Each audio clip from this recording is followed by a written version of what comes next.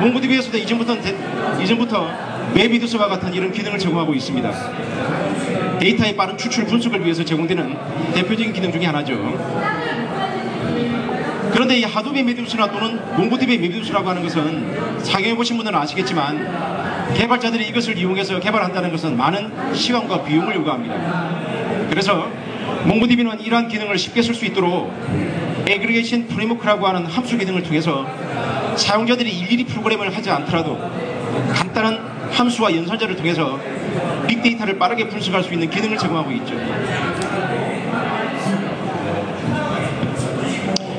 앞서도 잠깐 소개드렸던 것처럼 몽고디비는 대표적인 기능 중에 그리드 FS라고 하는 기능이 있습니다. 노에스큐엘이 우리가 관계형 데이터베이스와의 차이점은 정형 데이터뿐만 아니라 비정형 데이터를 효과적으로 저장할 수 있다. 뭐 이런 것이 여러분들이 알고 있는 상식인데요. 이런 비정형 데이터를 관계형과는 다르게 빠르게 업로드할 수 있고 다운로드하기 위해서는 직접 개발자들이 프로그램을 한다는 것은 한계가 있죠. 그래서 그리드 FS라고 하는 이런 툴을 통해서 그러한 데이터를 처리할 수 있습니다. 기타 몽고디비는 몽고디비에서 제공되는 모니터링 시스템이라고 하는 애플리케이션들을 통해서 노에스큐엘과 몽고디비에서 제공되는 다양한 서버 시스템들이 어떻게 위직으로 잘 작동되고 있는지에 대한 여부를 쉽게 판단할 수 있는 모니터링 기능도 제공하고 있습니다. 지금 보시는 것처럼 몽고디비 노에스큐엘과 함께 다양한 시스템을, 서버 시스템들을 몽고디비 에코시스템이라고 표현합니다. 오늘 40분 동안에 여러분들에게 소개드릴 기능은 이 중에 몽고디비만이 제공하는 몽고디비의 가장 주요 특징인 몇 가지 기능들을 추려서 소개하려고 합니다.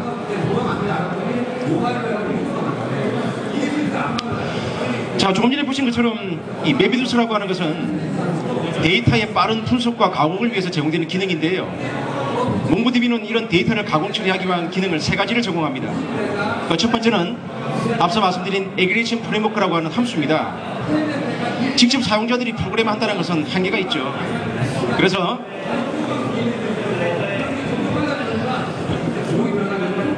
지금 보시는 것처럼 db.1 히스토리컬 인이라고 하는 컬렉션으로부터 애그리게이션이라고 하는 함수를 이용하시게 되면 기존의 관계형 데이터베이스의 SQL 문장처럼 똑같은 문장을 만들어내실 수 있고, 직접 자바 언어를 통해서 맵과 리두스라는 함수를 사용하지 않더라도 여러분들은 지금 보시는 왼쪽에 보시는 저 문장을 통해서 맵리두스를 간접적으로 실행하실 수가 있습니다.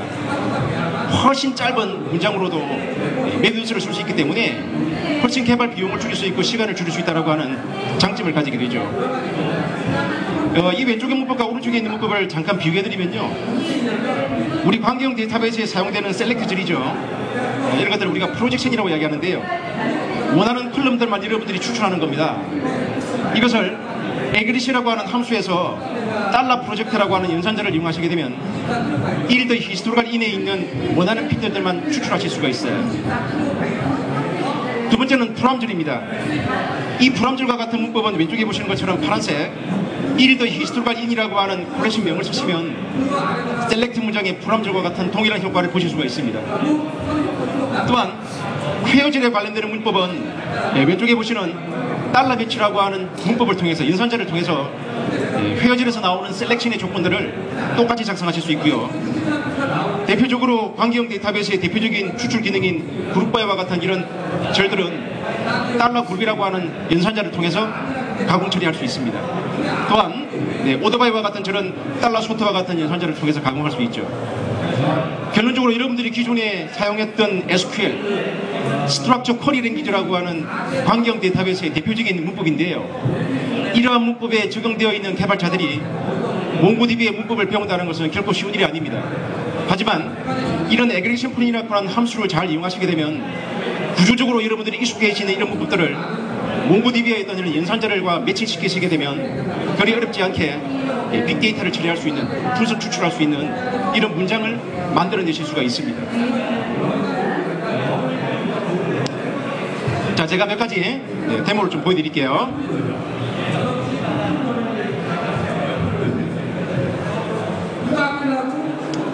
자, 먼저 여러분들에게 보여드리기 위해서 제가 데이터를 조금 입력을 해보도록 하겠습니다. 주의가 시끄러워서 좀 이렇게 말씀드리는 거로 이해시키기는 힘들 것 같고요. 데모를 보시면 좀 더 이해하시지 않을까 싶습니다. 자, 이미 제가 지금 데이터를 입력을 했습니다. 이것을 맥과 리듀스라고 하는 함수를 직접 쓰지 않고 몽고디비의 에그레이션이라고 하는 함수를 통해서 한번 처리해 보도록 하죠. 먼저 실행하기 전에 이 문법이 가지고 있는 의미를 먼저 이해하셔야 되니까 간단하게 설명드리겠습니다. 조금 전에 보신 것처럼 달러 매치라고 하는 것은 셀렉트 문장의 회어절에 해당되는 문장이라고 했죠. 부서 번호가 10번이고 급여가 500만원보다 많고 3천만원보다 작은 사람들 중에서 직무가 사원인 사람인과 또는 영업사원인 직무를 가지고 있는 사람을 추출하라는 뜻입니다. 그런데 인플루이즈라고 하는 콜렉션에 있는 많은 필드들을 다 조회할 필요는 없고 그 중에 제가 원하는 것은 ID와 EMPNO, ENAME, JOB 이라고 하는 4개의 필드를 추출할 거고요. 서버스트링 언더바 네임과 서버스트링 언더바 컴페어와 셀이라고 이 두 가지 필드는 환경 데이터베이스의 엘리어스와 같은 형태의 구조를 가지고 있습니다. 즉 해당되는 콜렉션이 가지고 있지 않은 필드를 여러분들이 가공해서 만들고 싶을 때 쓰는 그 엘리어스와 같은 기능을 몽고디비는 다음과 같이 구현할 수 있습니다. ENAME이라고 하는 사원명이 지정되어 있는 데이터 중에서 첫 번째 자릿수부터 2바이트의 데이터를 잘라오라는 뜻이죠. 서버스트링이라고 하는 이 연산자는 환경 데이터베이스의 서버스트링과 유사한 기능을 가지고 있습니다. 또한 스트링 케이스 캠프라고 하는 이 연산자는 ENAME이라고 하는 필드에 저장되어 있는 데이터의 값이 JM주에라고 하는 값인지와 동일한지를 검색해보고 동일한 값이면 1을 리턴하고 다른 값이면 -1을 리턴하라고 하는 의미를 가지고 있는 연산자입니다. 제가 이 문장을 실행하게 되면 어떤 결과가 나오는지 보도록 하겠습니다.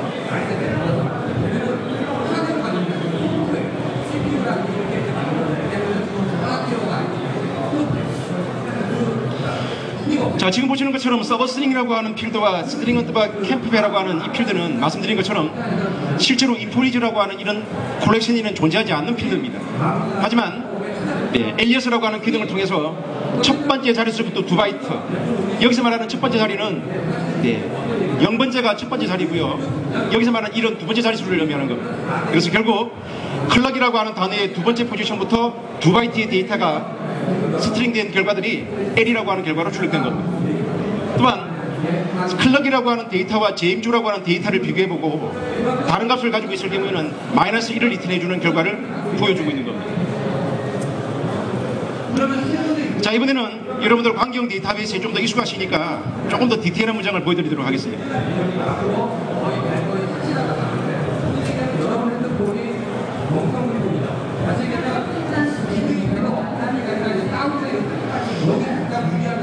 자, 먼저 이 문장에 대한 의미도 좀 함께 소개해 드릴게요.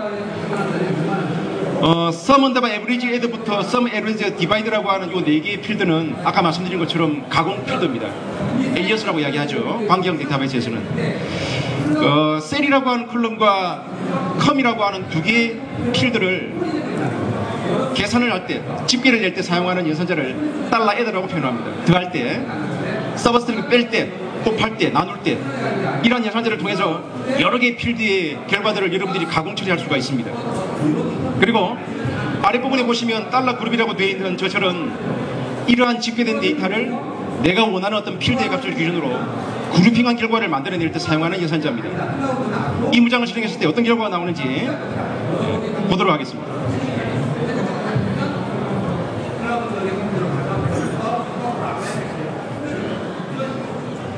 자, 조금 전에 보셨던 문장의 결과인데요. 현재 인폴레이즈라고 하는 콜렉션에는 14개의 데이터가 다큐멘트가 저장되어 있고 그 사원들에 대한 급여 합계는 29,025불을 가지고 있고요. 나머지는 아까 보셨던 것처럼 더하거나 빼거나 나누거나 곱한 것에 대한 전체적인 집계값을 출력해주고 있습니다. 또한 라스트와 퍼스트라고 하는 이런 연산자를 통해서 입력되어 있는 데이터들 중에서 가장 작은 값과 가장 높은 값이 어떤 값이 있는지를 직접 프로그램을 통해서 찾는 게 아니라 환경 데이터베이스의 함수와 같은 기능을 통해서 여러분들은 데이터를 가공 처리할 수가 있습니다. 이러한 것들을 여러분들이 하도베 메비우스를 이용하시게 되면 직접 프로그램을 통해서 구현하셔야 되지만 이런 연산자를 잘 이용하시게 되면 그러한 프로그램이 요구되지 않더라도 원하는 형태의 데이터를 가공 처리하실 수가 있죠. 자, 예제를 하나 더 보도록 하겠습니다. 자, 다음은요, 그룹핑 관련된 결과들을 한번 보도록 하죠. 자, 문장부터 보도록 할까요? 지금 보고 계신 이 문장의 의미는 인플루이즈라고 하는 컬렉션에 저장되어 있는 데이터들 중에서 부서별, 인원별 집계를 내는 겁니다. 즉, 그룹핑을 한 겁니다. 부서번호별로. 그래서 달러 그룹이라고 하는 형사를 통해서 언더바 아이디의 달러 DPTNO가 의미하는 것은 DPTNO라고 하는 부서번호를 기준으로 그룹핑을 하고 거치된 집계될 데이터를 집계하라는 의미를 가지고 있습니다. 10분 부서에 근무하는 사람은 3명이고요. 30분 부서에 근무하는 사람은 6명이 배치되어 있네요. 이런 내용들을 여러분들 보시면 기존의 광경 데이터베이스에서 어떻게 구현했는지를 아마 짐작할 수 있으실 겁니다. 보시는 것처럼 이런 함수만 잘 이용하시면 빅데이터에 대한 추출과 분석이라고 하는 것은 그리 어렵지 않게 구현할 수 있다고 하는 것을 아실 수 있을 겁니다.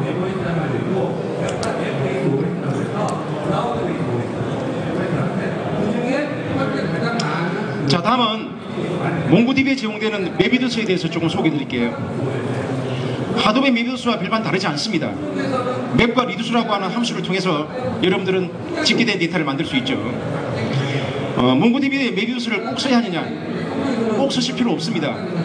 조금 전에 보신 에그리셋 프레임워크라는 함수만 이용하시면 대부분은 집계 처리할 수 있죠. 근데 우리가 이것을 이제 광경 데이터베이스와 비교해보면 이렇게 해석할 수 있습니다. 여러분들 광경 데이터베이스에서도 훌륭한 함수들이 많이 제공되고 있죠. 하지만 우리가 직접 SQL 언어를 통해서 데이터를 집계할 때는 SQL 문장으로 모든 데이터를 집계하는 것은 한계가 있습니다. 그래서 우리는 어떤 기능을 이용하냐면은 PL/SQL이나 또는 트랜잭SQL과 같은 이런 문법들을 통해서 SQL 언어로는 구현할 수 없는 다양한 집계 프로그램을 만들어내게 되죠. 그런 것처럼 에그레시브 프레임워크라는 함수를 통해서 데이터를 집계하시고 단 그러한 함수로도 집계할 수 없는 복잡한 비즈니스룰에 대해서는 몽고DB의 메비우스를 직접 사용하시면 더 디테일한 어떤 알고리즘을 구현하실 수도 있다는 겁니다. 그런 의미에서 여러분들이 메비우스의 사용은 선택적으로 선택할 수가 있습니다. 데모하지 않겠습니다. 이거는 문법만 일단 보여드리도록 할게요. 이 몽고DB의 메비우스 함수의 문법들입니다. 마찬가지로 우리 맵과 리두스라고 하는 함수들을 통해서 분석과 추출된 데이터들을 집계하고 그 집계된 데이터를 화면에 출력하는 그러한 문법으로 만들어져 있죠.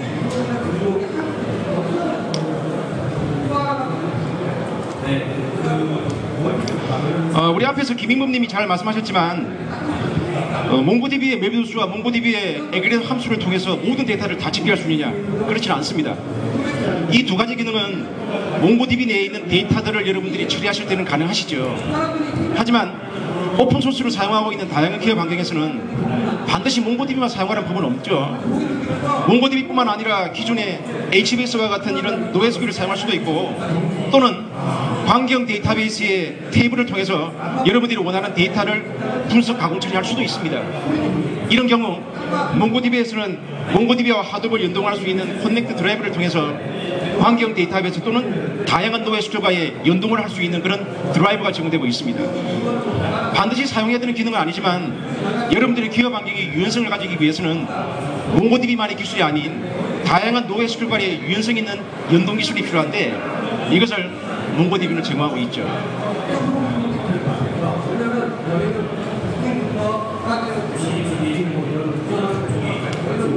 자, 시간이 제한되어 있으니까 두 번째 주제를 좀 소개해 드릴게요. 개념만.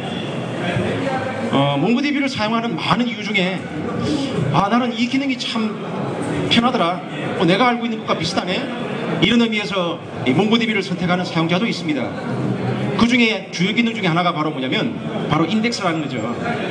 아마 여러분들 광경 데이터베이스를 사용한 사용자라면 인덱스를 모르신 분도 안 계실 거예요. 광경 데이터베이스도 인덱스의 종류가 굉장히 다양하죠. 그런 것처럼 몽고DB에도 인덱스의 종류가 굉장히 다양합니다. 그래서 어떤 유형의 인덱스를 내가 어떻게 취사 선택하냐에 따라서 좀 더 빠른 데이터의 추출과 분석이 가능합니다. 오늘 이 자리에서 14가지의 인덱스를 다 소개해 드릴 수는 없고요. 이 중에 가장 대표적인 기능인 지오스페셜 2D 스페셜 인덱스라고 하는 이 기능에 대해서 간단하게 소개해 드리려고 합니다.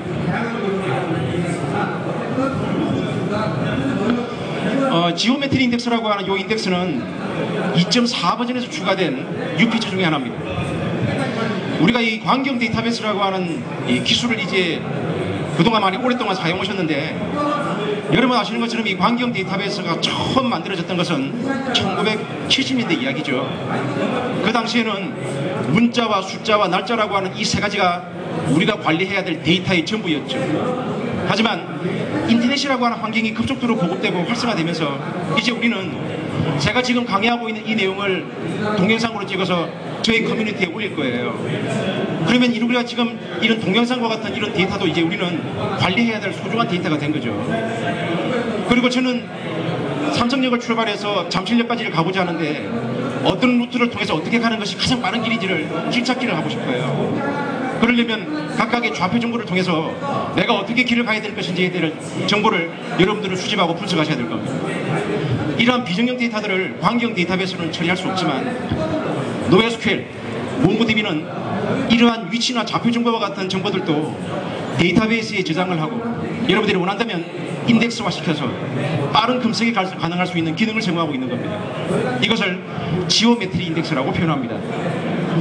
저도 처음에 여러분들이 지오메트리 인덱스를 처음 접했을 때 단어가 굉장히 생소하더라고요. 그래서 사진을 찾아봤더니 이렇게 해석돼 나오더라고요.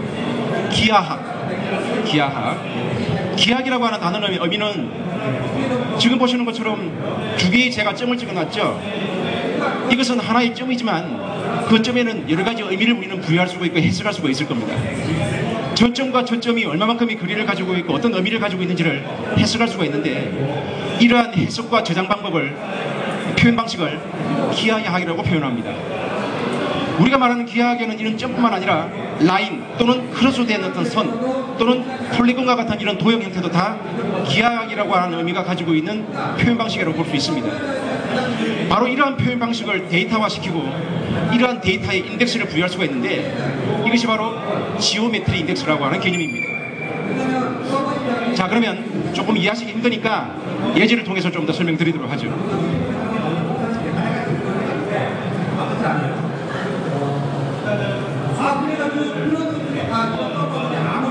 자, 여러분들 이 그림 보시면 지금 오른쪽 그림을 보시게 되면요, 초록색 별표가 보이실 거예요.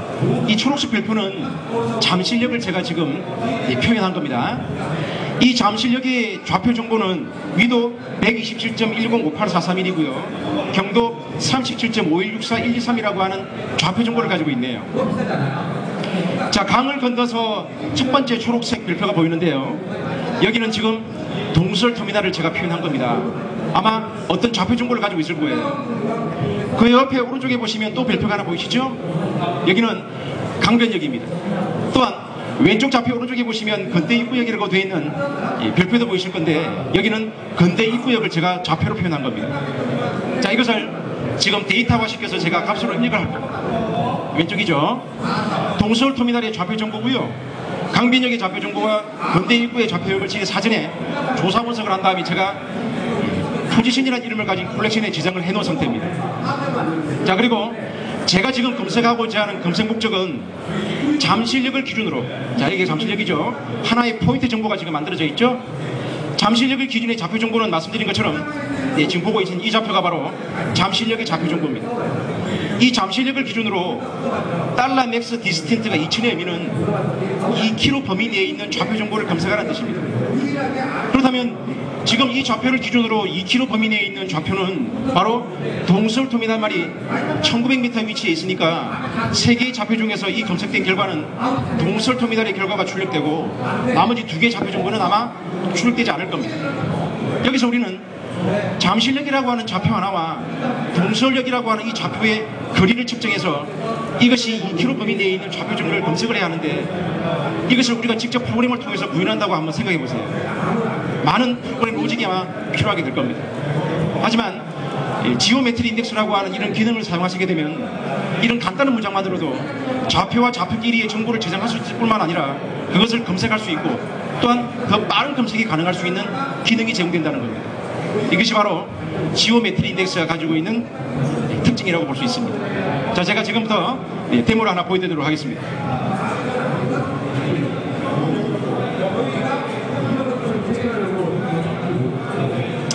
자, 여러분들이 이해를 돕기 위해서 제가 미리 잠실역부터 을지로 입구역에 관련되는 위도와 경도에 관련되는 좌표 정보를 조사 분석했고요. 이것을 지금처럼 데이터베이스에 지금 몽고DB에 저장을 시킬 겁니다. 자, 제가 이 정보를 다시 한번 보여드릴게요. 자, 조금 전에 보셨던 좌표 정보를 태그 값과 함께 그 좌표가 어떤 위치인지를 여러분들이 이해하셔야 되니까 태그 정보와 함께 제가 콜렉션에다가 데이터를 저장시킬 겁니다.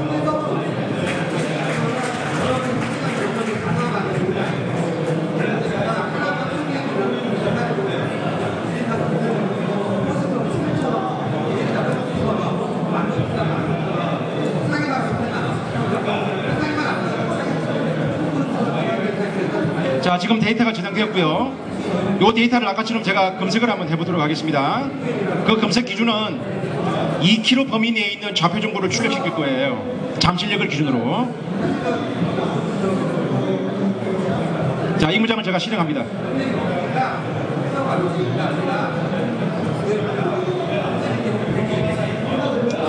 자, 잠실역이라고 하는 기준 좌표를 기준으로 여기 지금 기준 좌표가 가지고 있는 출력된 결과고요. 세 개의 좌표 중구에서 2km 범위 내에 있는 좌표를 출력을 해야 되는 거죠. 이때 그 조건은 동서울터미널이라고 하는 버스터미널이 그 범위에 해당되는 데이터이고, 나머지 두 개의 좌표 정보는 2km를 벗어난 범위의 데이터 정보이기 때문에 그 결과는 검색에 제외된 겁니다. 이번에는 2km가 아니라 3km라고 하는 제가 범위값을 한번 줘보도록 하겠습니다. 그랬을 때 추가적인 결과가 아마 나오도록 하겠죠. 자, 이번에는 3km 범위에 있는 데이터를 검색할 겁니다. 아마 제가 보기에는 강변역까지가 출력되지 않을까 싶네요.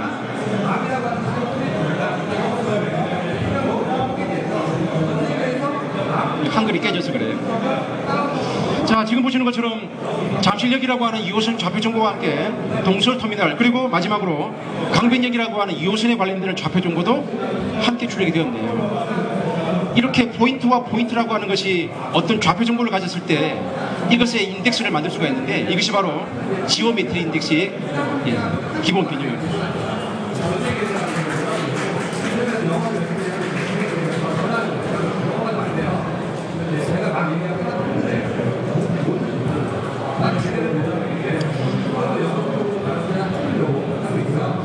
여러분들이 지오메트리 인덱스는 조금 전처럼 포인트 타입에만 지정할 수 있는 건 아니고 다양한 형태의 좌표 정보를 출력할 수가 있는데요. 두 번째는 이제 라인 스터링이죠. 예를 들어서 저는 삼성역을 출발해서 잠실역까지를 가고자 하는데 어떤 루트로 가는 것이 가장 빠른 길인지를 찾고 싶어요. 사전에 다양한 좌표 정보와 갈 수 있는 다양한 라인 스터링 관련된 좌표 정보들이 데이터베이스에 저장되어 있을 것이고, 제가 원하는 삼성역을 출발해서 도착하고자 하는 잠실역까지의 좌표 정보를 입력한 다음 검색 버튼을 누르시게 되면 다양한 라인 스터링 정보 중에서 가장 거리가 짧은 좌표 정보를 찾아서 여러분들에게 제공해 줄 겁니다. 이 또한 지오메트리 인덱스가 가지고 있는 기능 중에 하나입니다. 마지막으로 이 지오메트리 인덱스가 가지고 있는 또 세 번째 기능 중에는 폴리곤이라고 하는 타입도 있습니다. 지금 여러분들 보시는 이 지도는 올림픽 공원을 제가 좌표로 만들었습니다. 지금 보시는 첫 번째 별표 정보는 몽송초선역인데요. 올림픽 공원은 이 위에서 이렇게 평면들을 보게 되면 정사각형이 아니더라고요. 자, 그래서 제가 별표들을 쭉 표현을 했더니 올림픽 공원은 육각형의 도형을 가지고 있는 지형이에요. 각각의 지형에 관련되는 좌표 정보를 저는 왼쪽에 보시는 것처럼 몽촌토선역부터 6개의 포인트 정보들을 사전에 조사 분석하고 그것을 저는 왼쪽에 데이터베이스에 저장을 했습니다. 그리고 이 좌표 정보를 제가 검색을 했을 때 이 육각형 도형 내에 포함되어 있는 수영장이라고 하는, 올림픽 수영장이라고 하는 좌표 정보를 찾을 건데, 체육대학교라고 하는 이 좌표는 지금 보시는 것처럼 육각형의 도형에 포함되어 있지 않는 좌표죠. 그 좌표는 아마 검색에서 누락될 것이고, 내가 부여한 육각형의 도형 내에 있는 좌표 정보만 아마 검색이 되어야 할 겁니다. 자, 데모를 보도록 하겠습니다.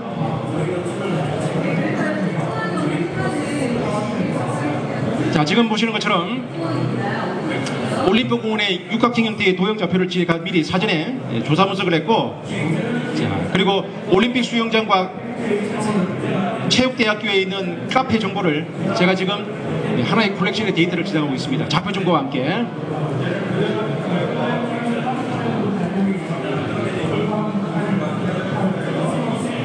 자, 제가 지금 올림픽 수영장과 카페